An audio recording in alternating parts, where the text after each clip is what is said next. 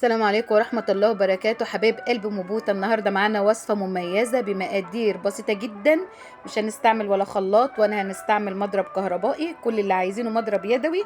والمكونات بتاعتنا الأساسية هنطلع كوكيز شوكولاتة وكوز فانيليا ولا أروع، وحاجة شغل فاخر من الآخر. لو وصلت لغاية الحتة دي في الفيديو أتمنى تدعميني والاشتراك وتعملي لايك حلو لمبوتة مقادير المظبوطة. معانا نص كوباية زبدة هنحطها في البولة بتاعتنا بدرجة حرارة المطبخ.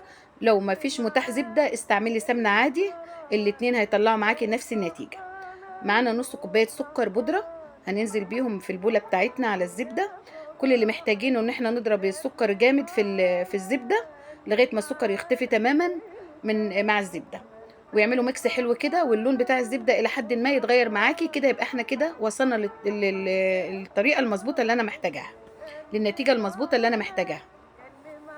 دوبنا السكر في الزبدة. تمام.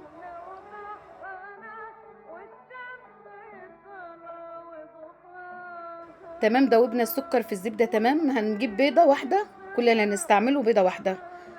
بدل في بيض يا جماعة لازم نستعمل فانيليا.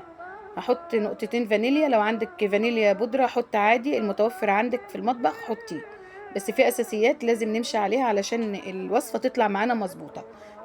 طبعا احنا قلنا في البداية نص كوباية سكر، نص كوباية زبدة، والبيضة والفانيليا. هنرب البيضة جامد في السكر والزبدة. ومعايا كوباية ونص دقيق، هنزل بأول كوباية قدامكم يا جماعة، هخليها تختفي بس بالزبدة والسكر كده. وبعد كده هننزل بنص كوباية الدقيق التانية. طبعا الدقيق انا منخلاه ومظبطاه قبل ما ابدأ التصوير. نزلت بنص كوباية الدقيق التانية، هقلبها من المضرب بتاعي. هرجع اشيل المضرب واحط المعلقة، اقلب بالمعلقة بتاعتي. معانا معلقه بيكنج باودر صغيره، ما تحطيش بيكنج باودر كتير يا جماعه علشان ما يفرش معاكي الكوكيز، ما يفرش معاكي. التزمي بالمقادير. هنقلبهم مع بعض. طبعا في الحاله دي اللي حابب يرفع المعلقه يرفعها ويستعمل ايديه علشان تحسي بملمس العجينه وتعرفي النتيجه بتاعتك لما تعجني العجينه بايديكي. هنعجن العجينه. طبعا العجينه وصلت للمرحله دي، انتوا شايفينها سايحه شويه، بس هقولك احنا هنظبطها ازاي. معانا بقى السر بقى اللي انا قلت لكم في البدايه، معلقه النشا يا جماعه ما تحطهاش في البدايه مع الدقيق. معلقه النشا لمي العجينه بيها في الاخر، هتديكي نتيجه مبهره فعلا. الكيز هيطلع زي بالظبط، هتاخدي النتيجه ولا اروع.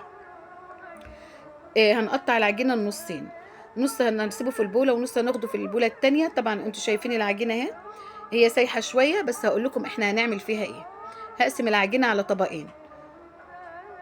حطينا المقدار في الطبق الاولاني، هنزل في الطبق الاولاني اللي معايا بمعلقتين دقيق عشان المهم بالعجينه، عشان العجينه تبقى متظبطه معايا. هلف العجينه. طبعا اتلمت خالص من الطبق اهي، ما شاء الله ولا حول ولا قوه الا بالله. شغل فاخر من الاخر يا جماعه، ما شاء الله. العجينه ما شقتش زي الفل كده. هنركنها على جنب. هجيب النص التاني، هنحط معلقتين كاكاو عليه، وانا كده مع بعض لغايه ما الكاكاو كله يخش في حته العجينه اللي احنا هنستخدمها. وده هيبقى ايه؟ كوكيز الشوكولاته. تمام. معانا شوكليت شيبس. هتجيبي الصينيه بتاعتك، ما تدهنهاش اي ماده ده، لان طبعا احنا معانا في الكوكيز بتاعنا الزبده، فمش محتاجين ماده دهنيه في الصواني. هنشكل الكوكيز على ايدينا، بدل ما نقعد نحط في الشوكليت شيبس واحده واحده، لا، حط العجينه في الطبق على طول على الشوكليت شيبس، ونطلع ونظبطها في الصينيه كده بايدينا. كبسيها كده بايه اساس ان هي ايه ما تخرجش من العجينه. بدل ما نقعد نحط واحده واحده، لا، انا حطيتها كلها بغطسها في الشوكليت شيبس. هنخلص المقدار مع نفسنا كده يا جماعه. صينيتنا الحلوه. طبعا في المرحله دي هتكون مشغله الفرن بتاعك، هنعمله على 180. التايمر بتاعنا على 15 دقيقه.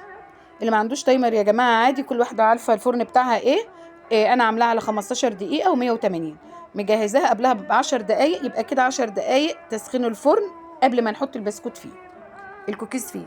تمام. هنخلص الكميه مع بعض. انا عملت فانيليا وبجرب لكم قدامكم اللي بالشوكولاته.